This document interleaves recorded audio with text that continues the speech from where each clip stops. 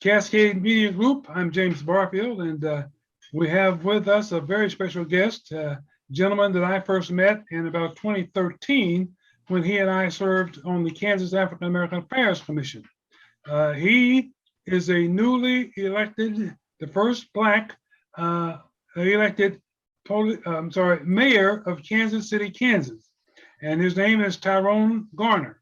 And welcome to the show, Mr. Garner. Thank you, Brother Barfield, for having me. I appreciate you. I appreciate your taking the time this morning, sir. Let's go back. What I want you to do is let's go back to, I think it was around 2013 when you and I first met at the Kansas African American Affairs Commission. Can you, and at that time you were with the Kansas City, Kansas Police Department, and I believe you were a major at that time? Yes, sir, I was. Mm-hmm. Okay, and you then were promoted to deputy chief. And what year did that take place? I was promoted to deputy chief of police for the Kansas City, Kansas Police Department. That was in 2015. 2015, okay. Mm-hmm. And you served that until you retired, is that correct?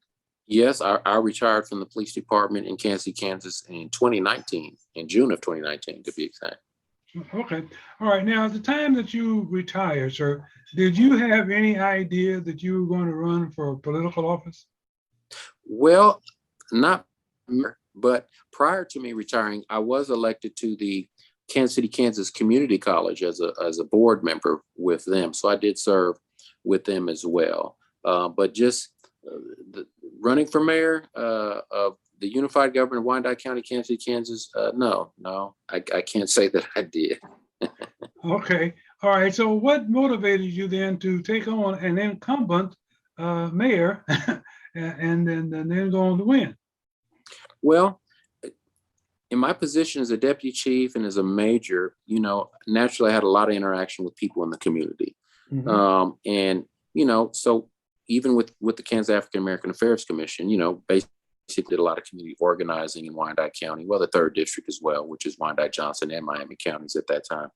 But you build a lot of relationships because you're working on issues. And the issue that I worked on when I was with CAC was juvenile detention alternatives, as well as I believe Dr. Mildred Edwards, she had a reading tour of the new Jim Crow that we really took on here in the Kansas City area. And then you look at just being on the police department, working with community groups in Wyandotte County, area folks on not just, on issues of crime, but issues that what are the things that cause crime? And how do we focus on those? And how do we focus on those things to prevent crime from even happening in the first place? And we got a lot of good work done. I built a lot of good relationships, had some good collaborations with residents, business folks throughout Wyandotte County. And one of the issues that came up for me, because, as a police officer, you have to remain neutral. I wasn't a community activist. When I'm wearing that uniform, I have to be neutral because you have to support and help everybody. Right. So a lot of my personal thoughts as a citizen, I kept to myself. But after I'd give my little spiel on community policing or how to build bridges between the police and the community that we serve, then the next folks would come on. They would do their presentations. And what struck me is I'd go to these community groups and some of these meetings, and there was a reoccurring theme. In certain parts of Wyandotte County, there were people that were dissatisfied because they felt they were being disenfranchised. Areas of their town were being disinvested, and they felt like that they weren't getting the type of leadership that I knew they deserved. When you talk about potholes that weren't being fixed in the summertime, vacant lots weren't being mowed, swings that didn't work in parks, street lights that weren't being replayed, vacant buildings, blight. You look at the disinvestment, anybody that's been in Wyandotte County, that's really reflective of the eastern side of Wyandotte County. And I've watched at times people leave some of those meetings in tears or angry and frustrated because they just felt like their voices were going unheard and were being ignored. But, as a police officer, my thing was to keep the community safe and toe that line. But I had a lot of success in doing that. I had a lot of success in building those relationships and collaboration, finding real solutions to problems. And people knew that about me. And so when this election cycle came up, I just had some grassroots folks from the community approach me and say, "Hey, Tyrone, we've seen the good work you've done as a police officer. We've seen the good work you did at the community college when you were a board trustee on just the refurbishing of the campus without raising taxes, and your leadership in that regard, and opening a daycare that they had closed a month before I came on, and you made a commitment to open it. And before I left, it wasn't just a daycare; it was an early childhood development center as well, a veteran center. And they looked at all these things that really we worked on, that I pushed for at the community college, and they said, okay. They felt like they tell me, we believe in you. Would you please consider running for mayor? Because the area of Wyandotte County, we don't feel that there's equity in the delivery of goods and services, and that there's areas of Wyandotte County that have been hit that are disinvested. Taxes are too high. Here in Wyandotte County, we have a publicly owned utility, which means that the city owns it. Sure. The utility bills are too high. When you talk about engaged leadership, people would often tell me that they thought that the current mayor, my opponent, they didn't know who he was. They thought that the mayor of Kansas City, Missouri was our mayor, which I thought was kind of ironic. Yes. And they just said that we just can't seem to get anything done in a way that we feel is equitable. We can look out when you go out to the Legends and Village West and see the development there. So we know success in Wyandotte County is there. We want the delivery of goods and services, and we want that success that we know is there to flow to the disenfranchised areas. And so I even looked further. I said, well, let me pray about it. And what I saw is I came back and I looked and I said, this is, to me, is an example of economic segregation. Mm-hmm. We've got to do better for everybody in Wyandotte County. That whole the rising tide lifts all boats analogy came into play. And so I ran on that platform of the things that I just talked about, and making those commitments to give the type of leadership that was equitable for everyone in Wyandotte County. So nobody felt like they were left behind. My vision and my goal is I don't want people to see what success can look like in Wyandotte County. I want them to feel it, and I want them to realize it throughout Wyandotte County. So when you come in to Wyandotte County from Missouri, Kansas City, Missouri, and you go east to west, you shouldn't see that much of a difference. That's the goal. And I know things aren't going to happen quick because there's been so many years of disinvestment and broken promises, but I know that we can get progress done. And so I'm committed to working with the community and our commissioners here in Wyandotte County, our elected body, as well as the staff and just kind of to refocus attention to those areas that have been disenfranchised and disinvested for far too long. And so that's a priority. And I believe that we will see progress. And my goal is I just want to make Wyandotte County a great and safe place to live, work, and raise a family. And nothing against Wichita, but I want Wyandotte County, Kansas City, Kansas to be second to none when you talk about great places to live in the state of Kansas. Okay. Now, you mentioned something there that I think is a little bit unique to the Kansas City area.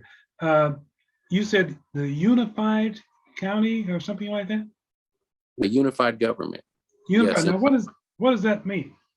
Well, in 1997, the citizens of Wyandotte County took a vote, and the county of Wyandotte was its own entity. And then you have the city of Kansas City, Kansas. You also have the city of Bonner Springs and the city of Edwardsville. Those are the three major cities that make up the cities within Wyandotte County, Kansas. The mayor at that time felt that there was a lot of duplication of services and a lot of political infighting. And she really convinced the community that needed to be unified, the government, to better serve the people and get things done. Because it would remove a lot of the political, infighting.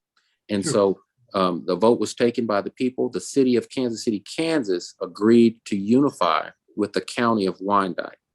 The cities of Bonner Springs and Edwardsville opted out in their vote. Okay. So the unified government of Wyandotte County, in essence, is really the city of Kansas City, Kansas, merged with the county of Wyandotte to become one governing body. And then Edwardsville and Bonner Springs are still their own independent cities with their own mayor, Sure. city government councils, and city services. But the unified government still, from a county perspective, has the ability to still give them funding and the delivery of other things that may flow from the state or the federal government as required by statute. Okay, so you don't, in effect, then have a board of county commissioners? We do. There are 10 commissioners, and each one of them are divided up to various districts throughout the entire county. And there is one commissioner that does represent the areas that overlap the cities of Bonner Springs and Edwardsville. Okay. Now, are your municipal elections, are they nonpartisan? Or They do are. you run? They are. They are? Yes. Okay, okay. So you mentioned about what you ran on, and I just want to ask you a couple of questions.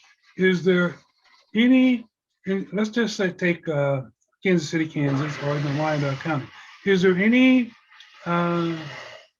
buildings, development going on in those areas, in the Black communities? There are a few. For example, I'll take the Northeast. The Northeast historically of Kansas City, Kansas has been predominantly African American. At least that's the cultural footprint. It's becoming more diverse now. Historically, that's when you talk about the Northeast of Kansas City, Kansas, it's predominantly been African American. They have not seen the level of investment as other areas of Wyandotte County. Sure. When you talk about the downtown, the same picture. When you get into Armourdale and Rosedale, Rosedale's had a little development, and that can be attributed a lot to KU Medical Center and the KU Health systems that's there. But outside of that, you really haven't seen a lot of development east of the 635 area of Wyandotte County, and that's where the problem lies. Yes, there's been a few smaller developments, but nothing on the scale like you've seen in the western portion of Wyandotte County. And that's when you have people in the Northeast talking about, we don't have any grocery stores and we want access to healthy foods because we're literally sitting in the middle of a food desert. Those are concerns. And those should not just be concerns for the people who live there. There should be concerns for the leadership when it comes to how funds are dwelt throughout Wyandotte County and working with a lot of the business partners and coming up with solutions to some of those problems. So the needs of the people are being met. And you see that happening out west. You've seen it. You've seen that success. You've been in Wyandotte County. And the people east of 635 want to see that same level of commitment in their areas that have been disenfranchised and disinvested. And then even in Bonner Springs and Edwardsville, which sits west and southwest of the Village West area. I mean, they're independent cities, but they still contribute to the tax base of Wyandotte County. And their complaints were is we pay taxes and our voice being heard either. And so there's a lot of challenges. But there have been a few developments, to answer your question direct, but not on the scale to where it can be realized and be beneficial to the people in those areas that have felt they've been left behind. Now, you mentioned about a food desert, and of course, we in Wichita have the same thing, a food desert. And I am of the belief that when we have these food deserts in various cities throughout the state, the governor and the Kansas Commerce Department should be involved in finding some solutions to this problem. Has anybody approached the Kelly administration to seek out help in this area? That's a big unknown to me, but those are some of the questions that I want to ask. Those are some of the relationships that I want to build. and if there are resources there to be leveraged, I want to make sure that we leverage those resources so the needs of the people in Wyandotte County can be met equitably. And really, that's what it's all about for me. Is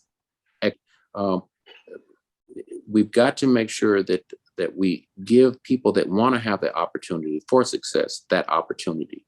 And those are the things that me personally, and the people that reproach me, they just don't see that being done in a way that's satisfactory.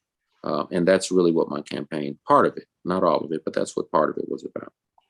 Well, I know here in Wichita, we entertain all kinds of outside of the state ventures, developers.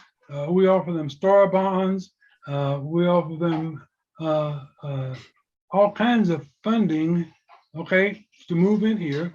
And oftentimes they come in with big promises that they never ever fulfill, okay? And yet the homegrown or the inner cities can't get it done. They never have any funds, but they have countless unlimited funds for these developers and the aviation industry, which is big here, So let me ask you this: how's your job situation there?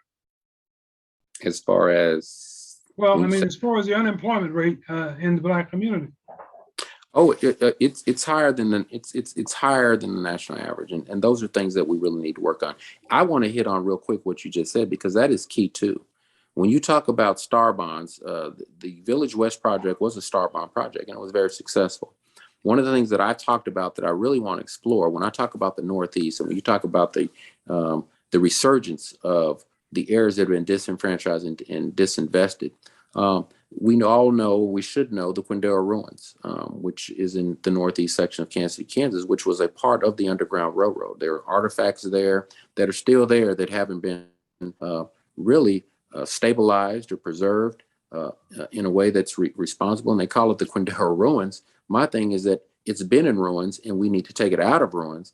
My vision is to really celebrate the Underground Railroad and those African Americans that took that long trek from slavery into free Kansas, and Wyandotte County and that Quindaro area being that gateway to freedom for them.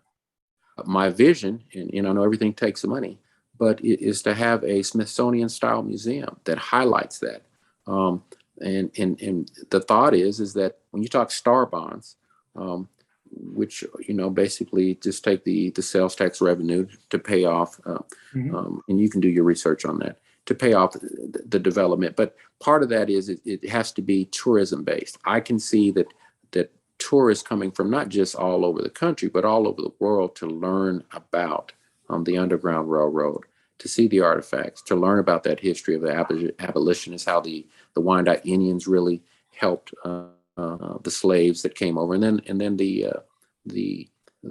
those families and those individual slaves that really developed that Northeast area, that gives it that African American cultural footprint that is known in Wyandotte County, and to preserve that for generations. And what I see is it being an economic engine to revitalize, to provide. You're going to need shops, you're going to need hotels, you're going to need meeting spaces, you're going to need restaurants, and what that's going to provide jobs, and it's going to infuse the capital in that area to where we can really look at revitalizing that area that has been just stagnant for far too long. And then I can see that success spreading through the downtown, spreading into further south into those other areas that I talked about, to where it's a shared success for all of not just Wyandotte County, but the state of Kansas as being a jewel. And I see that as being a real gold mine. And then in what you talked about, we face the same thing here. We get these developers, they come in, they want these taxes where they pay zero taxes. And what does that do? And that was a huge concern for a lot of the people that I talked to. They come in, they pay zero property taxes with these big warehouses or these businesses, but it makes if you own a house, it makes your property values go up. Well, you were being told by the unified government, you should feel good. Your property values are going up. Well, you do feel good until you get your tax bill. Right. And then you look next door and you see that this this big corporate billionaire came in here that doesn't need the tax break, pays absolutely nothing, but you do.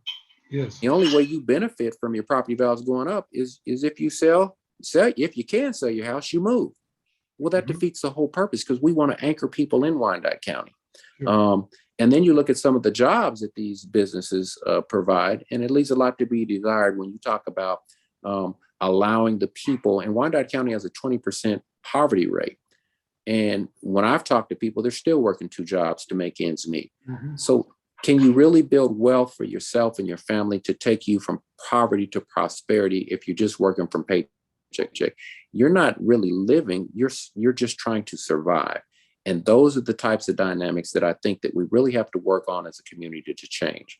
Because my goal is how to improve the lives of everyday folks, and at least give them an opportunity that for success that we know is available and exists for everybody. So we've got to do better in that regard. Okay, and in terms of funding, I just want to mention a couple of areas that I think are not properly utilized in disadvantaged communities. The first one is CDBG monies, okay? Oftentimes that money comes down from the federal government with the intentions of making its way into the inner city. More often than not, it never does. And lately, there's been an awful lot of CARES Act money that has never been spent, okay, that should be available to fund some of the projects that you just described, okay, in your area and as well as here in Wichita. But you have to reach out and you have to make known that, hey, you're aware that there are funds available, but how do you get them into your neighborhood? Let me ask you this: do you have what is the membership of your city council or city commission, whatever you call it? How many members? There are 10. 10. Okay, so that's the same then as the county commission I just talked about, the board of county commissioners? They're one and the same because they're unified. That's what. So how many members look like you on that commission? 2. Okay. Currently, Okay. 2. Yes. How many? 3? Currently 2, but there will be 3. 3. Okay. After this last. Okay. Yeah. Okay. Well, basically, it'll be up to those 3, and I guess yourself, to convince a majority, another 3, which would be 6, to take interest in your community and fund some monies to improve the lot of your community. But if you don't ask for it and you don't press, okay, and sometimes you have to demand, you know, but for far too long, as you just stated, these inner cities have been underfunded. Like you said, streets are in terrible condition, okay? Sidewalks oftentimes not even there. Housing is atrocious, okay? And then we want to talk about, you mentioned blight. I know one of the problems we have here, and I think you have it there, because I know, I think it was the year before last, I testified in Topeka about this idea of tearing down, bulldozing down these houses in the inner city, when many times these houses could be renovated. But the city's got this attitude of its blight, tear it down, just tear it down. Now, I would be fine with that if you had an approach to say, hey, let's demolish and rebuild, okay? But they don't talk about rebuilding. They don't come in and talk about putting anything new in place, okay? It's tear it down. So then you have a much different blight, because you got all these vacant lots. And like you say, they're unkept, so the weeds are growing up, you know, but we have to, all of that has to be addressed. And like I said, not only in Kansas City, but in Wichita and all these cities, these food desert things, it is my opinion that the governor and the Kansas Department of Commerce should be involved, because like you said, it not only helps Kansas City or Wichita, it's good for the state of Kansas, you know. And so I don't know how you feel about it, but they always want to say local, local, local. But when it comes to these big developers, these aircraft, hey, it's give them whatever they want. Give them whatever they want, you know, because we got to have them. We got, you know, and one of the things I see here in Wichita is we have, for the longest period of time, refused to diversify our workforce and work base. Okay, we cannot be dependent year after year after year on the aircraft industry, because I've seen too many times where the aircraft industry is in a decline, and then so is the city of Wichita, because we get involved in a recession, we get in a place where people, you talk about working 2 jobs, sometimes people have to work 3 jobs, but the money is there. And one of the things I find about politicians, and I tell you this, and you're a new politician, but politicians in general can find money to fund anything they want to fund. So that's mine. So let me ask you this, sir. Basically, when will you take office? Well, it's tentatively looking like I should be sworn in on December 13th is what they're looking at. That's what they're telling me, but that's tentative, so it could change. Okay. So what would be, say, the first 3 areas of concern that you will address? Well, the very first firm is I've really got to make sure my cabinet is in place on day 1. Okay. The next thing I want to do is I want to really talk to our elected body. I want to see what their interests, their concerns, what their needs from their constituents are.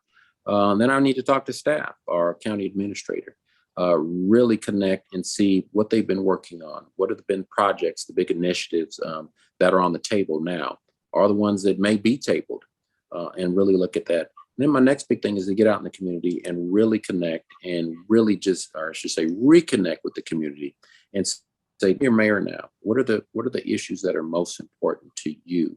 And then start, after I get that, just reiterate my platform and say, well, here's the platform I ran on. What are your priorities? Because my management style has always been a collaborator. I believe in relationship building. And when I ran on a platform of community-driven leadership. So I just believe in shared success. And I want to make sure as I move forward of addressing and check marking the boxes on that platform, that they really the needs and the will of the people. And then just start working through that platform. I have a bold initiative of the first 120 days to really focus on some of the big things, looking at how to lower the mill levy effectively in the budget cycle. Here in Wyandotte County, anybody that lives here know what the pilot is on their BPU, how to effectively reduce that to make it more equitable, as well as for our immigrant community, our homeless community, as well as those that have been released from being incarcerated, a self and welcoming ordinance that also ties in a municipal ID. Those are some of the biggest things. And then outside of all that, police reform, looking at how we can the ordinances, how the things within our criminal justice system, and not just the police, but the things that are there that we could probably do a better job that are going to build trust and relationships with the community that we serve. Those are the big priorities. And then outside of that, looking at the grant and the funding opportunities that we know are going to be coming into Wyandotte County from the state and the federal government when you talk about infrastructure. When you talk about COVID relief, when you mentioned ARPA and those things, and making sure that when we get those funds, again, that there's equity in how those funds are dwelled throughout Wyandotte County. So everybody gets a piece of that pie and nobody's left behind. And then we prioritize what big projects and what big initiatives based on what the community says is important to them. And we move those initiatives and things forward in a responsible way. So I want to ask you a couple of questions. Will you be reaching out to your Kansas your Kansas senators in Washington, D.C.? Yes. I've already talked to some of our local delegation. So really, I've got to build strong relationship at the state level. I'd like to really, at some point, reach out to Governor Kelly. And then, the representatives, both Senate and House, that represent our district here, definitely want to have those conversations, build those relationships. But even outside of them, even regionally in the Kansas City area, I think it's really important that I build good relationships with the mayors of our sister cities across the water in Missouri, which is Kansas City, Missouri, North Kansas City, some of the smaller cities that are there, as well as the community in Johnson County, which is, one of the more highly developed communities in the state of Kansas and start building those relationships and seeing how we can collaborate and work on some things that have a regional impact that we all could benefit from. Well, you answered my next question, and that I was going to ask you, will you be reaching out to Mayor Lucas over on the Missouri side to collaborate with him on some issues that might be of mutual interest to both cities? Yeah, looking forward to it. And the only thing that divides our cities is partially a river and a sign. I mean, so there's a lot of things that I feel that we can work on that could really be beneficial to both Wyandotte and the various counties in Kansas City, Missouri. Let me ask you, how did what kind of a working relationship has your former mayors had with these county commissioners? I wasn't at the table, so I don't know. That would be a question best answered for those commissioners and mayors. I know Tyrone Garner, I've got to have a strong relationship with the 10 commissioners, because here, our form of government, the mayor's power, the title of mayor CEO, in my opinion, is somewhat deceiving. This isn't Chicago, New York, Atlanta, or DC, where I can come in and make sweeping changes. The mayor here only votes on initiatives if there is a tie, and I break the tie. Okay. Of those 10 commissioners, and so that's one of the main areas I vote on. But my biggest position as far as mayors is I look at the agenda, and I have great influence on what goes on the agenda for the 10 commissioners to review, debate, and ultimately vote yes or no on. And so they're the true governing body that makes the brunt of the decisions. And so whatever I put on that agenda, I've got to have that strong working relationship, especially if it's one of my platform points, to say, hey, and leverage their support for initiatives or agenda items that really reflect the will of the people, and try and leverage that support for the people. And so those relationships with those 10 commissioners are really critical and crucial when you talk about getting anything done in Wyandotte County, because individually, they don't have a lot of power, but collectively, as a body, they literally make the decisions for everything in Wyandotte County. The mayor's role is to make sure that whatever the interest is for the county are pushed forward for them to review. And so that's my biggest responsibility. But after it leaves my desk and it's on the table for them to make a decision on, it's totally out of my hands. And that's just the way the process here works in Wyandotte County. I have two remaining questions for you, sir. Number one, you were a police officer in Kansas City, Kansas for how many years? 32 years. Okay, and in your opinion, what is the working relationship between the African-American community and the Kansas City Police Department? It's strained. Okay. There are huge issues. Anybody that's been following the news here in Kansas City, Kansas, it's strained. There's a lot of distrust. There's a lot of things that have happened over the years historically. There's a culture historically that has existed that I dealt with in that police department. And I'll just give you an example. I'll talk about me just inside the organization and what I see based on my opinion, based on my experience. And this is just my opinion. In my opinion, being there left me with an impression that culture struggled respecting, supporting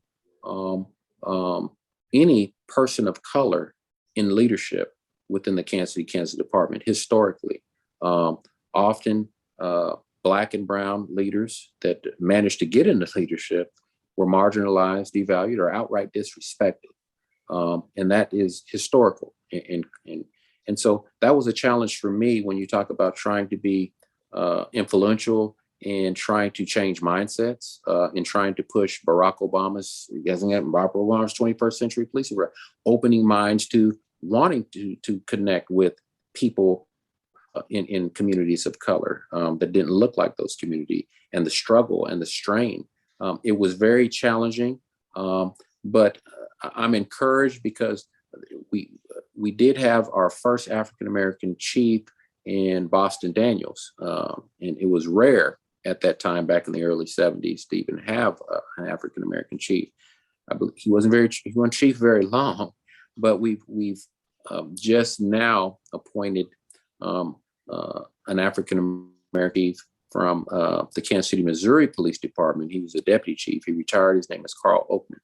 And it's not so much that he's African American. What's more important is he grew up, believe it or not, in Wyandotte County, and he has family in Wyandotte County. So he has that connection to the community, and he knows the community. And I say that to say is that he's qualified.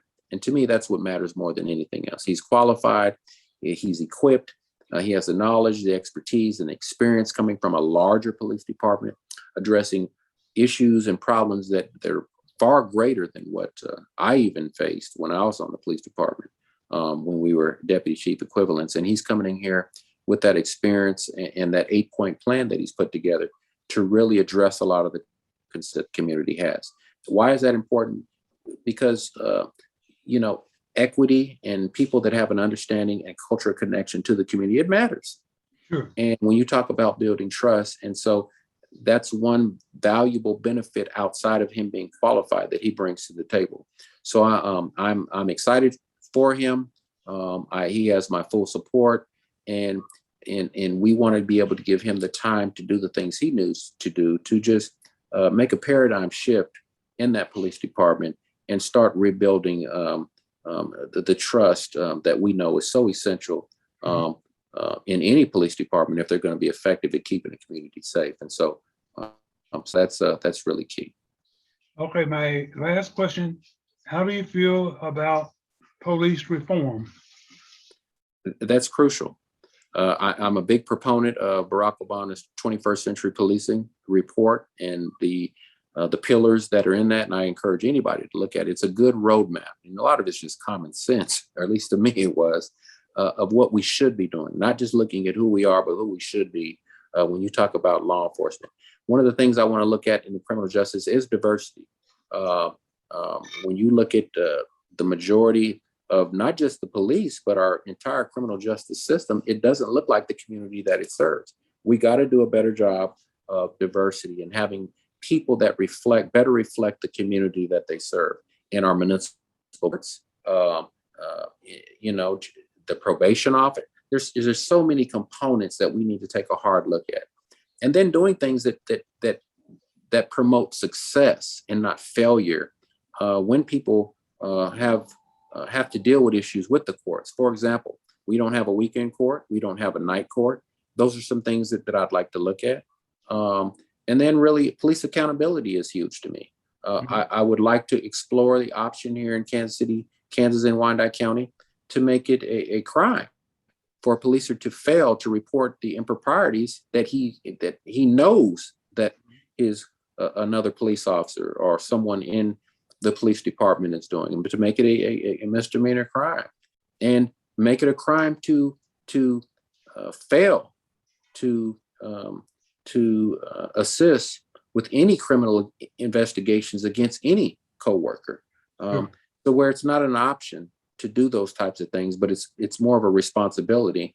And it's sad that we have to put those things in, but as we know, sometimes you have to put those policies in place with accountability mechanisms, because that's how you further progress and you build the trust and you keep people in line with the expectations of the value that the community has for them.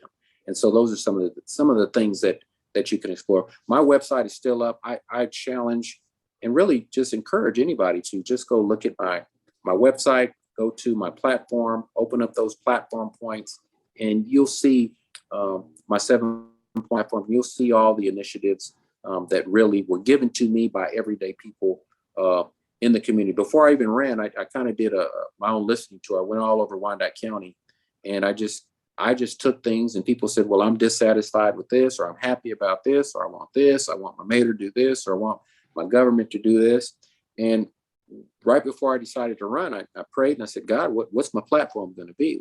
It hit me. I said, you got it right there in front of you. Mm-hmm. So that 7-point platform isn't something that I can say, oh, these are my bright ideas that Tyrone Garner came up. It's actually a community-derived platform with things that I gathered from the community that they said they wanted to see in a candidate. And so those are ideas and things from the community. So I can't take credit. I give credit to the community, and I want to make sure that I do everything I can.